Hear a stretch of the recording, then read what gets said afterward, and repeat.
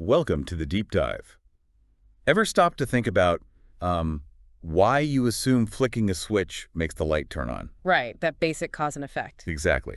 We're diving headfirst into causality today, this really fundamental idea, how we understand why things happen. It shakes pretty much everything. It really does. We've got two main sets of ideas to explore. First, we'll be unpacking David Hume's work, a real heavyweight thinker on this. Definitely a key figure. And then we'll sort of zoom out, look at the huge variety of ways philosophers have tried to make sense of causality over the years. Yeah, it's a massive topic. It might sound abstract, but honestly, understanding causality, it's crucial for science, for law, even just, deciding whether to take an umbrella. Absolutely vital. And Hume is central to so much of it. David Hume, 18th century, a leading light of British empiricism. Empiricism, the idea that all knowledge comes from experience, right? Exactly. All knowledge stems from experience. And Hume, he applied this idea really rigorously, maybe more rigorously than anyone before him, specifically to cause and effect. So he didn't just take it for granted. Not at all. He asked, what does our actual experience tell us about A causing B? He really dug into it, and, well, his conclusions were pretty startling. Okay, let's unpack that core argument then. He starts by saying, look, when we see A causing B, what are we actually seeing? We see A and B happening together, consistently. Yeah. Every time we experience A, B seems to follow. This constant conjunction, as he calls it. Right, constant conjunction. And this repeated observation, it creates a strong psychological feeling in us, doesn't it? A sort of certainty this pattern will continue. Yeah, this feeling of expectation. But Hume argues, and this is the kicker, that this feeling of a necessary connection that B must follow A isn't something we observe directly. It's just a result of seeing them paired up so often. It's a mental habit, essentially, projected onto the world. And this leads straight to the big one, right? The problem of induction. Exactly. If all we ever truly observe is this constant conjunction, this togetherness, are we actually justified in assuming it'll keep happening? Are we on solid ground making predictions? It really throws a wrench in things. It does. And, our first source mentions there's still a lot of debate among Hume scholars about how seriously he meant this conclusion. Was he really saying causality is just constant conjunction or something more complex? So it's not totally clear-cut even what Hume himself fully concluded. Well, there are different interpretations. Our text plans to explore this, look at the empirical basis, his definitions of cause, the induction problem, and then these three main interpretations: causal reductionism, skepticism, and realism. Okay, so that maps out the Hume part of our journey. I know. Now, the second source takes a wider view. It talks about how causality is a hot topic everywhere today. Yeah, very relevant now. With all the data we have, statistics, computing power, we're constantly trying to figure out the causes of things, social trends, scientific findings. It has huge implications for progress, for decision-making. The source even quotes Richard Feynman, the physicist. Oh, yeah. What did Feynman say? Apparently, he said, nobody understands causality. Wow. From Feynman. That really says something about how deep this puzzle runs. Doesn't it? It underlines why philosophical debate is still so needed, even with all our science. Absolutely. And that second source gives a great overview of the different philosophical approaches. It lays out this kind of genealogical tree of theories. A family tree of causality theories. Sort of, yeah. It groups them. You've got semantic analyses focusing on what we mean by cause, like regularity theories, which link back strongly to Hume, counterfactuals, probabilistic theories, interventionism. Then there are ontological stances about the reality of causality: nominalism, realism, dispositionalism, process theories. Okay, slow down. That's a lot of isms. Yes, it is. There are also Kantian approaches, building on Kant's ideas, agency views, and then skepticism, different flavors like Russell's view, pluralism, thickism. Okay, that is a massive intellectual landscape. Yeah. So our mission today, then, is to unpack Hume's challenge and then explore this incredible range of responses, right? See how they connect. Exactly. Grapple with Hume's bombshell and see how others have tried to pick up the pieces or build something new. All right, let's dive back into Hume. What are the absolute must-know takeaways from his analysis? Well, first, like we said, he's an empiricist through and through. He thinks our ideas of causality, power, force, necessary connection they all have to come from experience, from sense impressions. And what do we experience? Primarily, constant conjunction, one thing reliably following another. And this repetition, it creates a psychological habit, this feeling of expectation. That's the bedrock. And that leads to the problem of induction. Directly. How do we justify jumping from it happened like this before to it will happen like this again? Is that jump rational or just psychological? A habit of mind. And this connects to his two definitions of cause in the treatise, doesn't it? Yes, exactly. He offers two. The first one, let's call it D1, is about the objects themselves. A causes B if objects like A are constantly conjoined with objects like B, and A comes just before B and is close by. Okay, so that's focused on the observable pattern. Right. Then D2 brings the mind into it. It says A causes B if A comes before B and is contiguous, and the idea of A makes the mind form the idea of B, and the impression of A makes the idea of B more vivid. So D1 is more out there in the world, and D2 is more in here in our heads? That's a very common way to think about it. And our source mentions there's tons of debate. Are they equivalent? Which one is primary? Do they capture different things? Could you have one without the other, like constant conjunction without the mental link, or vice versa? That's the kind of question scholars grapple with. Hume himself said they offer a different view of the same object. So maybe not identical, but related. A prominent view is that they serve different purposes. D1 describes the external facts, the regularity that gives rise to the idea. D2 describes the internal experience, that feeling of determination, the mental transition that results. That makes sense. One tracks the world, the other tracks the mind's response. Kind of. Some scholars connect D1 to the philosophical relation of cause and effect in the treatise, more objective, and D2 to the natural relation, more about our psychology. But the source said that distinction isn't as clear in his later work. Right. He presents similar definitions in the inquiry, but doesn't lean as heavily on that specific natural versus philosophical terminology. So maybe we shouldn't overread the treatise distinction. It sounds as interpreting Hume himself is a job in itself. It absolutely is. But the key thing, maybe, is that Hume himself wasn't fully satisfied. He felt even these definitions were taken from something extraneous. They didn't quite capture the essence of cause itself. So even he felt something was missing. Yeah. He thought a true definition would list the simple ideas making up the concept, and he felt we just don't have those simple, clear ideas for causality's core. So the definitions are just and precise as far as they go, but maybe not the whole story.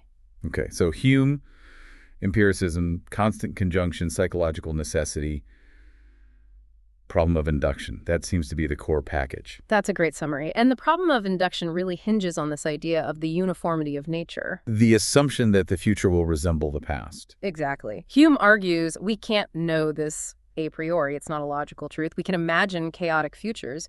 So our belief must come from experience. Uh-oh. Sounds circular. Precisely. We're using past experience, where induction worked, to justify using past experience to predict the future. It assumes the very thing it's trying to prove. Hume called it an argument with no just foundation. A classic philosophical head-scratcher indeed. So how do people interpret this? Is he just saying all induction is bunk? That's the traditional interpretation, yeah. Inductive skepticism. We have no rational justification. But does that fit with everything else he wrote? Didn't he use causal reasoning himself? That's the tension. Some argue he was critiquing overconfident rationalism, not all induction. Others say it's about psychology. Induction isn't based on logic, it's an instinct, a habit, like animal reasoning. Ah, so maybe it's not irrational in a practical sense, just not founded on pure logical reason the way some philosophers wanted? That's a compelling way to see it. And our source notes Hume himself offers a kind of solution by saying these inferences, while not from reason, are essential for survival, driven by instinct, a natural, unavoidable tendency. Nature makes us do it, basically, because we need to. Pretty much. Nature ensures we expect patterns to continue, even without a logical proof. Now, this uncertainty feeds into those three interpretations we mentioned: reductionism, skepticism, and realism. Okay, let's break those down. Reductionism first. What's the idea? Causal reductionism tries to, well, reduce causality to simpler observable things. Drawing on Hume, they say the causal relation in the world just is the regular succession, D1. The necessity feeling, D2, is just our mental reaction projected onto that regularity. So no hidden causal powers, just the pattern and our feeling about it. Exactly. Strip away the mystery. Some reductionists, sometimes called Humeans, focus heavily on D1, the external pattern, maybe downplaying the mental part. But doesn't that risk ignoring Hume's own emphasis on the feeling of necessity? It does. So a more common reductionist view includes both. Causality is constant conjunction plus that internal feeling, the mental habit. But the real connection is just the pattern. Okay, that's reductionism. What about skepticism? Causal skeptics really double down on the problem of induction. They argue Hume showed we can never know anything about causes beyond past constant conjunctions, and even those give zero guarantees about the future. No rational justification possible. So they take the problem really seriously, as fundamentally undermining causal knowledge claims. Precisely. All our causal talk is built on shaky, uncertain ground. But again, the source points out the tension. How does this fit with Hume using causal reasoning elsewhere, like his principle of copy? Yeah, that seems tricky. If all causal reasoning is unfounded, why use it? It's a challenge for the purely skeptical reading. And Hume's own appeal to instinct as a solution also complicates things. If it's a natural, unavoidable instinct, is it really completely unjustified, at least practically? Interesting nuance. Okay, third family, causal realism. This sounds like the opposite of the other two. It pushes back, yes.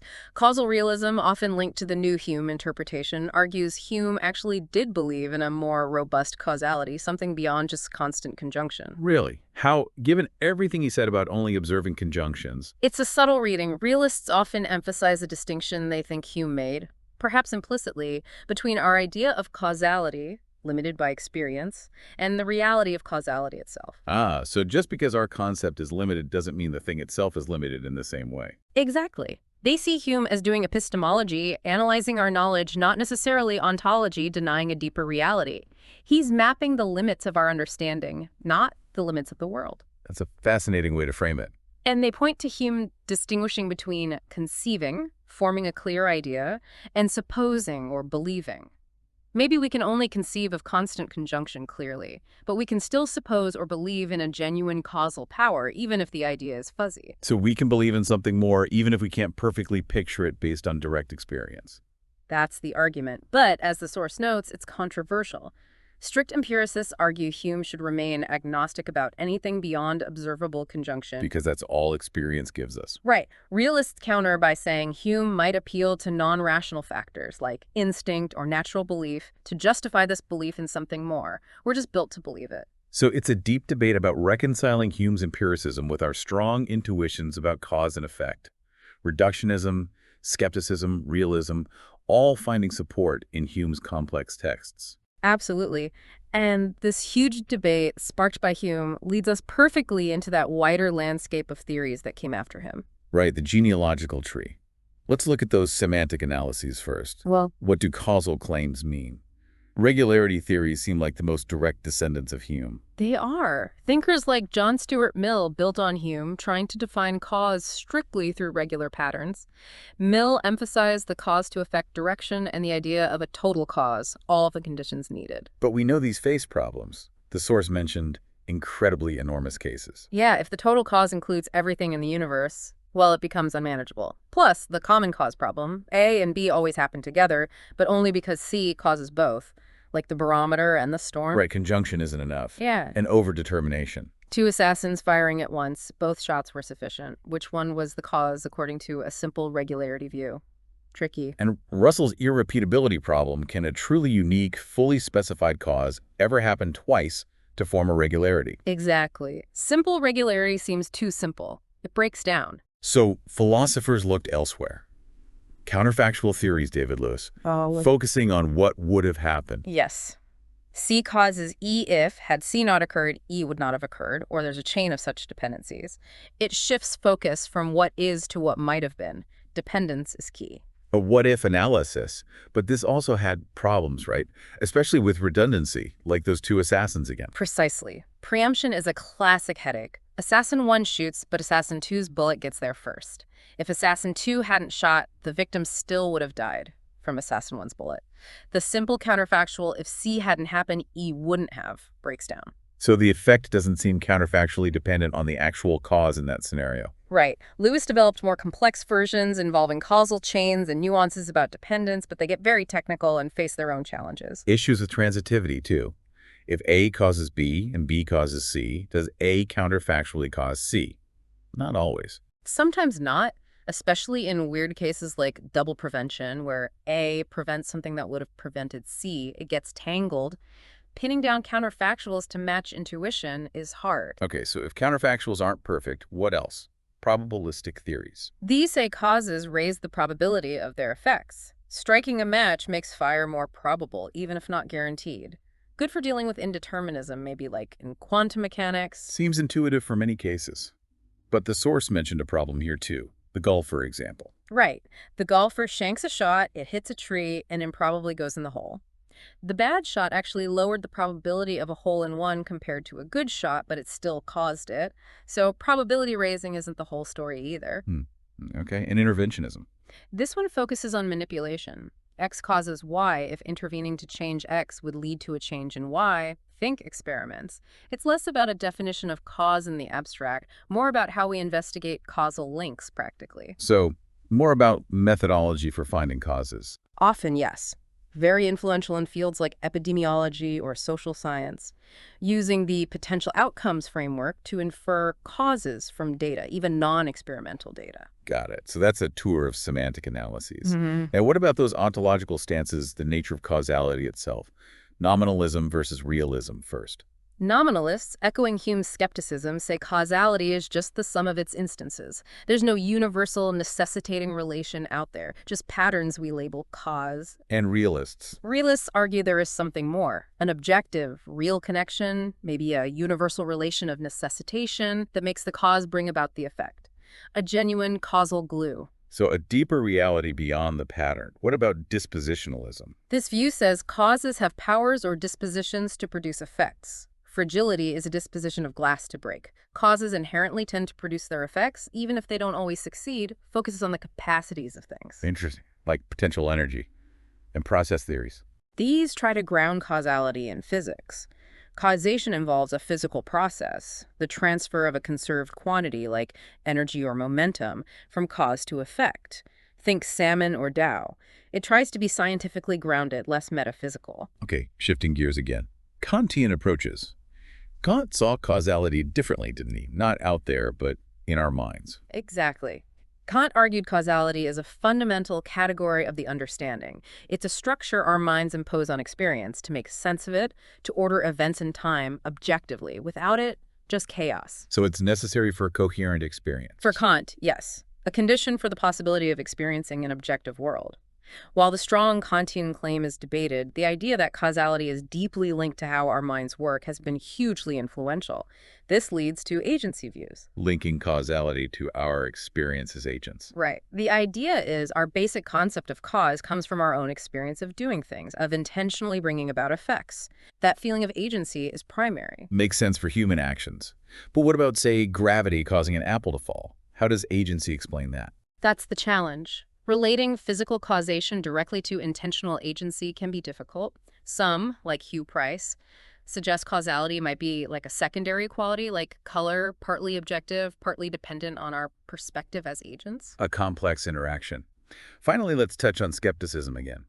Russellian republicanism sounds pretty radical. It is. Bertrand Russell argued cause is outdated, a relic, not found in fundamental physics equations. Those equations are often time-symmetric, unlike cause-effect, which seems inherently directional. So physics doesn't need cause. At the fundamental level, Russell argued not. But, as the source notes, the concept is obviously vital elsewhere. And maybe the time asymmetry of cause emerges from other physical asymmetries, plus our agent perspective, as Price suggests. And pluralism and thickism, different skeptical takes. Yeah. Pluralism says there's no one concept of causality, just a family of related ideas we lump together. Cetism goes further. Some core causal concepts like pushing or hitting are thick, irreducible.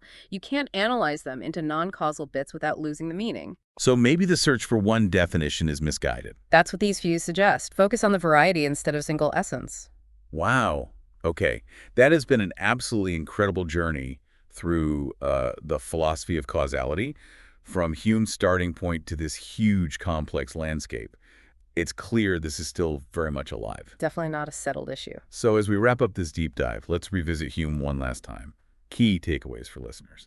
I'd say his focus on experience, the constant conjunction idea, the psychological basis of our feeling of necessity, and that massive problem of induction, justifying future predictions based on the past. Right, and those two definitions, D1, external patterns, and D2, internal mental links, highlighting his empiricist approach, even if their exact relation is debated. Exactly, and remember his own dissatisfaction, feeling something essential was still missing. And his core challenge really resonates, doesn't it? How do we bridge that gap between past experience and future expectation? Is our belief in cause and effect rationally solid? That's the enduring question he left us. And you can see how later theories are wrestling with it. Regularity theories try to stick close to his observed conjunctions, but hit problems. Counterfactuals look at dependence, probabilistic at likelihood, interventionist at manipulation, all trying different angles. And the ontological debate asks about the reality behind it all. Patterns only, nominalism, real connections, realism, powers, dispositionalism, physical processes. Plus Kant saying it's in the mind, agency views linking it to doing, and skeptics questioning the whole concept. It's a rich tapestry of thought, all stemming from trying to understand that fundamental intuition. Why does one thing lead to another? It really is mind-bending. So maybe a final thought for everyone listening. Given Hume's challenge and this huge variety of responses, what does your own understanding of cause and effect actually rest on? When you assume flipping the switch works or taking medicine helps, what's the basis? Yeah. What are you relying on? Yeah. And are you satisfied with the justification or maybe the lack of one when you really think about it? Something to definitely keep pondering. Absolutely. Thanks so much for joining us for this deep dive. Guys, see you in another podcast. Don't forget to subscribe to our channel.